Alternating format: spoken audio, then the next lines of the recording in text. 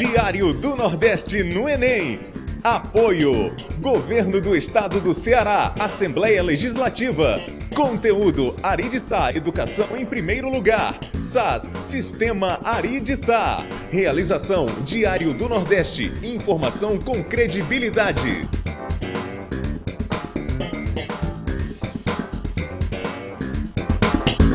Amigo internauta, eu tenho a honra de poder participar desse projeto Aridsa, Diário do Nordeste, onde estaremos, eu e o professor Fabrício Américo, comentando algumas questões do fascículo de número 11. Trataremos, portanto, da competência de número 5 e da competência de número 6. Divulgaremos, logicamente, uma reflexão sobre algumas habilidades e as suas respectivas questões. Iniciaremos, portanto, essa caminhada com a segunda questão, portanto, do fascículo 11. Essa segunda questão traz consigo uma charge de Santiago, uma história do Brasil através da caricatura. Analisando a caricatura, podemos identificar. Bom, o que é que a caricatura nos revela? Observamos em uma primeira leitura, e o senhor não cansou esperando a hora de votar para presidente? E a resposta, ela é manifesta na seguinte máxima: não, me distraí.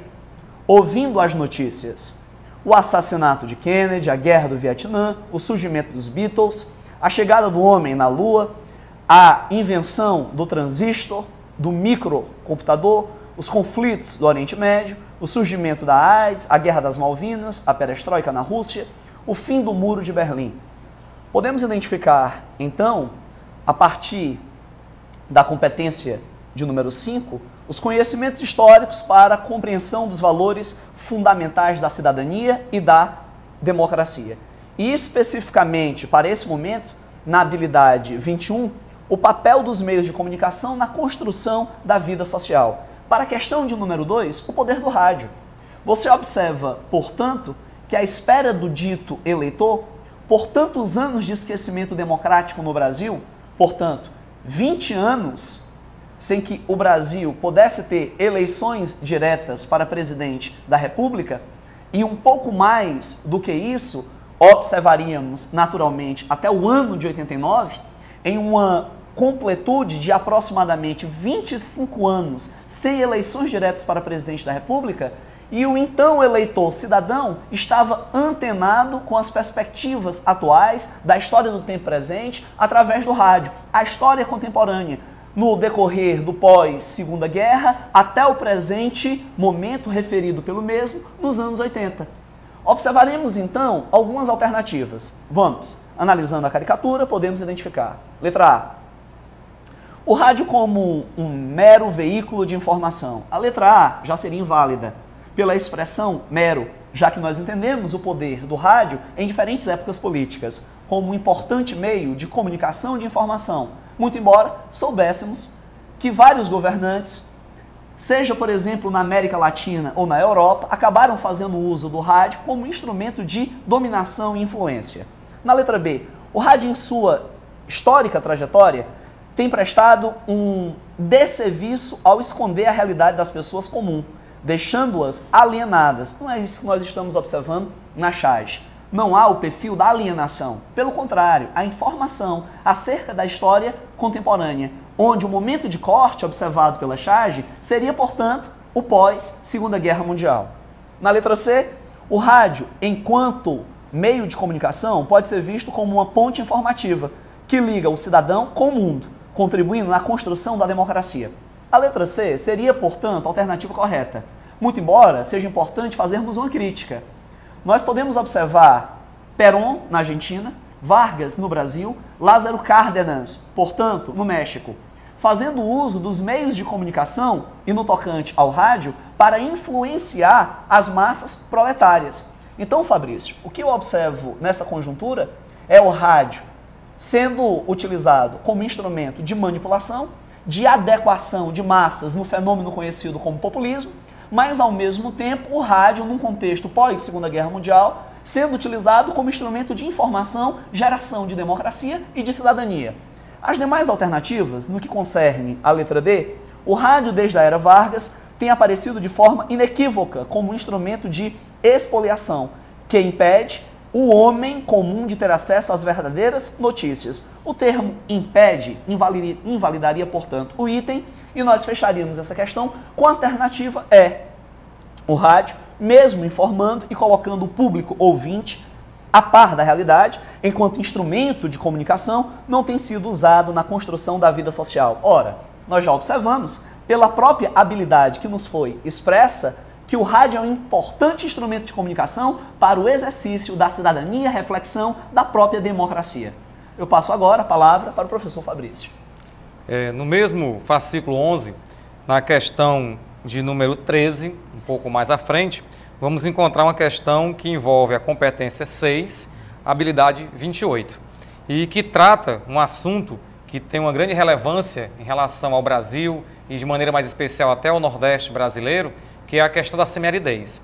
A questão do Enem, de 2009, mostra um mapa, e no mapa nós temos uma legenda mostrando áreas superáridas, áridas, semiáridas, subúmidas e as demais áreas. E o mapa configura a América do Sul, inclusive destacando no Nordeste brasileiro o sertão semiárido e áreas extremamente superáridas em relação a países andinos.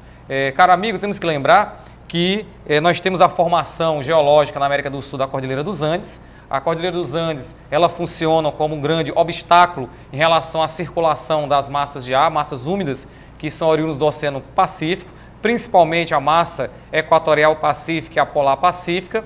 E na questão de se tornar uma grande barreira orográfica, isso propicia a semiaridez ou a completa aridez, já que é possível encontrar na América do Sul áreas desérticas. No Nordeste brasileiro, encontramos um fenômeno muito parecido, porque o Nordeste ele é envolvido por serras e chapadas e que dificulta a circulação das massas de ar que percorrem o território brasileiro, principalmente a equatorial continental da região norte e a massa polar atlântica que vem pelo sul do Brasil, mas atinge também o Nordeste e dificulta em alguns momentos o período de chuva no Nordeste, criando a estiagem e a semiaridez. Só que ao mesmo tempo a questão vai retratar que essa semiaridez ela não pode ser vista nem na América do Sul e nem muito menos no Nordeste brasileiro como um obstáculo de desenvolvimento, como isso foi propagado durante muito tempo em relação a períodos de seca. Inclusive, até mesmo uma questão histórica, o Davi está aqui, pode confirmar, a questão da seca fez com que o coronel do Nordeste utilizasse a mão de obra barata, explorasse o trabalhador